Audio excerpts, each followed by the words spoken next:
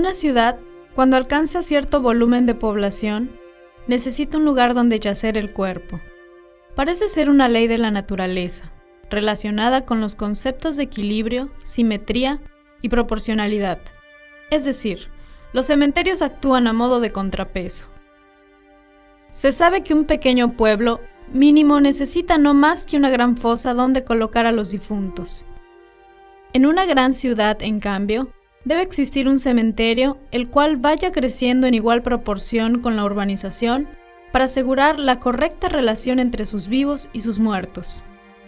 En México, el fenómeno de la muerte ha traído un conjunto de creencias, ritos, tradiciones y mitos. En la actualidad, sobre todo en las regiones rurales y semiurbanas, se siguen realizando ceremonias donde se elaboran y adornan altares en los hogares y se lleva ofrenda a las tumbas en los cementerios, esperando que los familiares difuntos regresen solo por esa noche para visitar a los vivos. Con el advenimiento nada pacífico de la cultura occidental, se empezaron a conjugar las antiguas creencias con la idea de una vida posterior, la espera del alma de los finados esperando el día del juicio final, mientras sus despojos mortales permanecerían en las tumbas. De ahí surge la práctica del entierro en sepulcros, siendo a su vez una tradición que arranca principalmente desde la época de las catacumbas. Si nos remontamos a nuestras raíces indígenas, la muerte no era vista con temor, sino era algo natural y en la cual pues nuestras costumbres de la comida con los difuntos, la cercanía con los difuntos, para nosotros no hay miedo a la muerte, sino hay cercanía con la muerte como algo natural y como algo que no nos separa, ¿sí? Un poco es la misma visión cristiana, ¿verdad? Porque para nosotros la muerte pues no es el vacío, no es la destrucción, sino simplemente es un momento importante de la vida del hombre, que hay una separación física, pero que no deja de haber una relación intensa, ¿verdad?, de amor, de fe, de esperanza.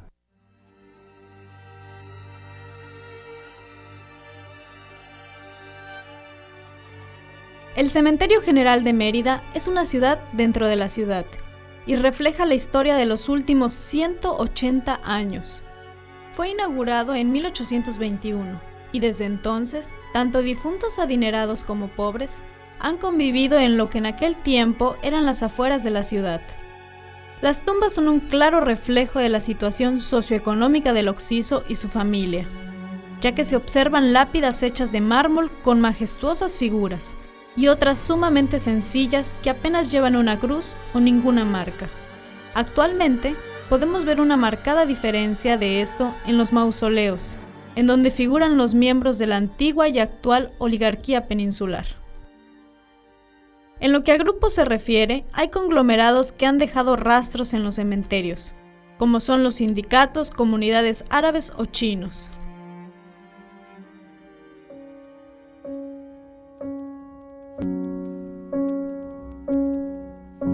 Esta ciudad de los muertos es un excelente observatorio antropológico, un microcosmos plagado de símbolos que, debidamente descifrados, nos permiten comprender los valores y esquemas de los pensamientos emanados por la estructura social de la ciudad de los vivos. Por así decirlo, cualquier necrópolis es siempre una proyección idealizada de la acrópolis, en donde culturalmente se enraizan costumbres, dado que los vivos piensan a sus muertos desde sus respectivos patrones sociales y valorativos. De esta forma, a través de los difuntos que yacen en las necrópolis, podemos ver plasmados materialmente los valores de los vivos, reproduciendo con bastante exactitud el diagrama de la organización y jerarquización social de estos, a través de las diferencias temporales y simbólicas. En los cementerios, las historias brotan por sí solas. Es un sitio donde hay tantas preguntas y misterios, por lo que es fácil que la imaginación cree sus propias conclusiones. A mí yo me sentí pues un poco extraño, mi persona, me sentí extraño. ¿Por qué? Porque voy a trabajar en el cementerio, digo, voy a convivir. Entonces yo fui dominando, a mí me daban miedo hasta los ataúdes que estaban en un lado, ¿no? Ya después de que se exhumó, estaban en un lado, estaba yo barriendo, en un lado estaban ataúdes, me daba miedo. Pero poco a poco fui dominando el miedo, que ahorita lo veo y no me da miedo, o sea, lo siento como si nada, como si fuese mi ambiente de trabajo, o sea, un ataúd. ¿Qué pasa? Bueno, pues vienen las influencias extranjeras, y aquí podemos hablar un poquito de lo que a veces a través de, vamos a decir, el Halloween, que es totalmente ajeno a nuestra cultura, tanto cristiana como indígena. Entonces eso produce temor, entonces vienen los fantasmas, vienen los espíritus, entonces eso va creando en el hombre una deformación de lo que es la muerte, ya sea desde el punto de vista indígena, ya sea desde el punto de vista cristiano, ¿no? Entonces nuestra cultura, al acoger otras ideas deformadas de la muerte, entonces va sintiendo temor, que se alimenta con el natural temor a lo desconocido, ¿verdad? Porque la muerte siempre va a ser para el hombre, pues, una cierta interrogante, ¿no? Entonces, si hay este natural temor, si hay este natural interrogante, ¿qué es exactamente la muerte?, ¿verdad? Si llegan influencias ajenas a nuestro sentir, entonces se alimenta todo esto de apariciones, espíritus que asustan, visiones terroríficas, entonces, pero que no tiene nada que ver con nuestras raíces desde cualquier punto de vista que lo quisiéramos. En México, la práctica de sepultar en tumbas a los difuntos se realizó inicialmente en el interior de los atrios de las iglesias.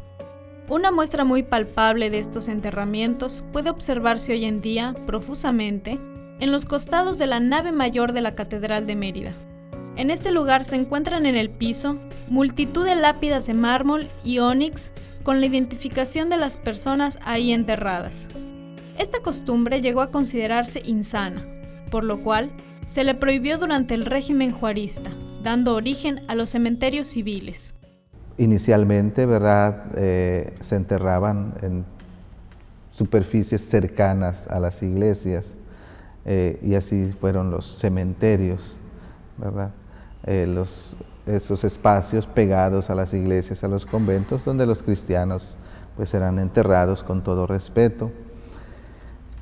Algunos de estos cristianos, ¿verdad?, al pasar el tiempo, sus restos áridos, los huesos que quedaban, ¿verdad?, eran trasladados a las iglesias también, pues, como un sentido, ¿verdad?, de pertenencia a la iglesia, y también sigue estando en el ámbito sagrado.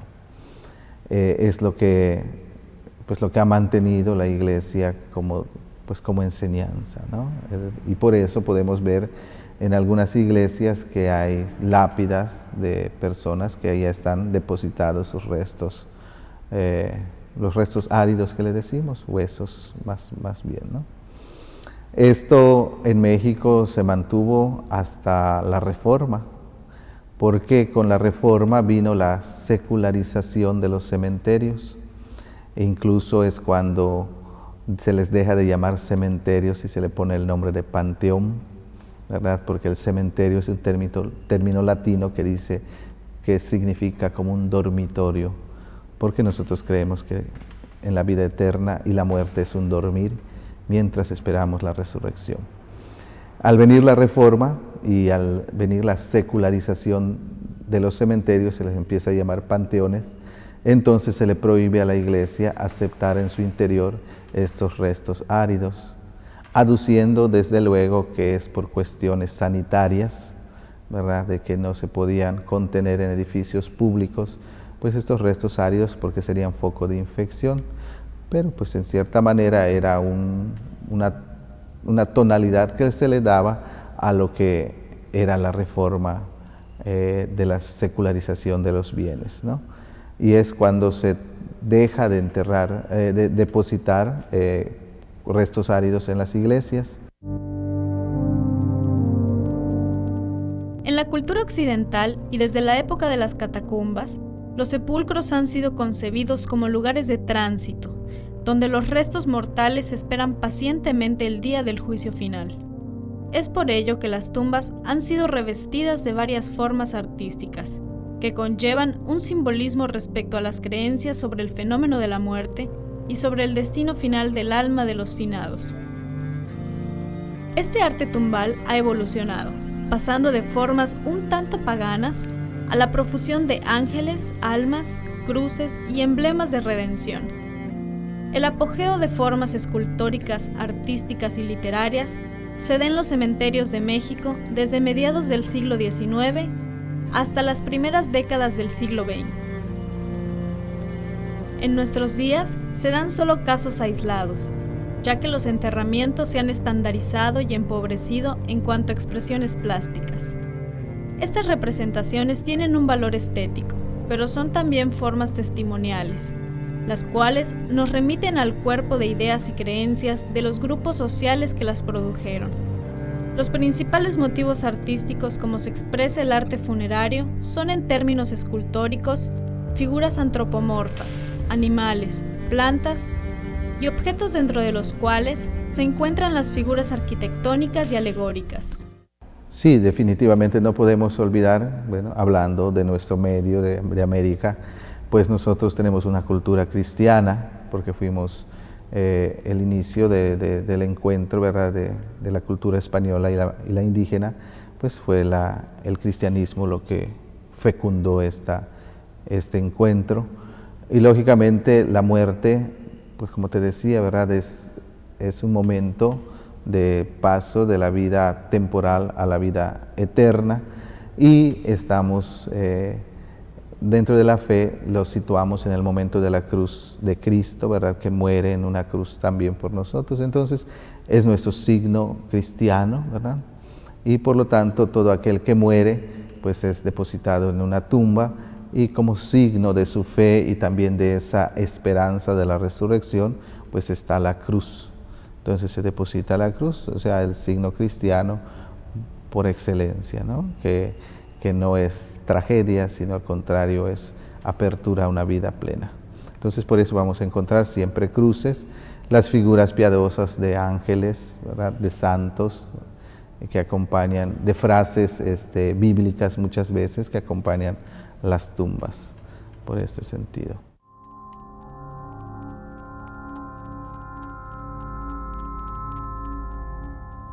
Una de las formas de representación de la persona fallecida es el retrato, que puede asumir forma escultórica o fotográfica. Cuando adosada a la lápida o en el interior de la cámara sepulcral está una foto del difunto. La figura de dolientes es uno de los motivos iconográficos más recurrentes. El principal objetivo de su elaboración es representar la permanencia de los deudos junto al último recinto de sus allegados muertos, como muestra de cariño y respeto a su memoria. Estas figuras adquieren diversos matices, desde las figuras femeninas que se postran abatidas ante los féretros, hasta las que aparecen hincadas rezando, con lo que se aporta al descanso eterno del alma del fallecido.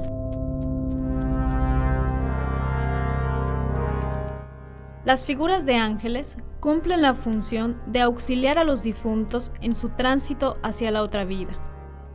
Los principales motivos con formas de animales registrados son la paloma, representando el alma de los finados en vuelo hacia el cielo. Y creo y afirmo que esta va a ser nuestra casa de todos. ¿Ah? Y para mí, yo trabajo aquí en mi casa.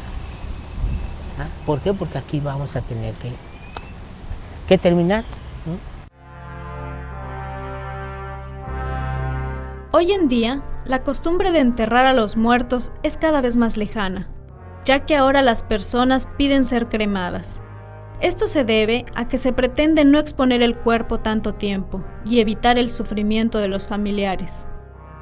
La población de los cementerios se reduce día con día, pero sin duda alguna son un reflejo de la sociedad, son parte de su historia. Sin embargo, pues con el paso del tiempo, pues actualmente, nuevamente, con al reanudar las relaciones Iglesia-Estado en México, y pues también con las condiciones sanitarias adecuadas, pues hoy nuevamente se establece o se permite que en las iglesias haya criptas, y hoy es común, sobre todo en las iglesias nuevas, que haya un área de criptas donde se pueden depositar los restos humanos. Y sobre todo porque también hoy ha tomado bastante costumbre entre los cristianos la incineración. Por lo tanto, mucho de lo que se deposita hoy en las criptas de las iglesias católicas son cenizas simplemente, ya no son los restos áridos, ¿no? Entonces podríamos decir que esto es lo que podemos contemplar acerca de la costumbre de que haya restos humanos en las iglesias.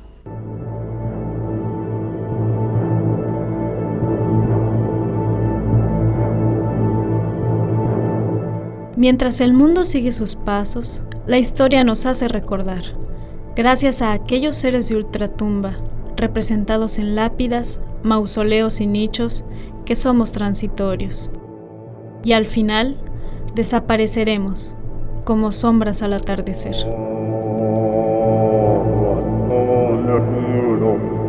Ja, sich nie nicht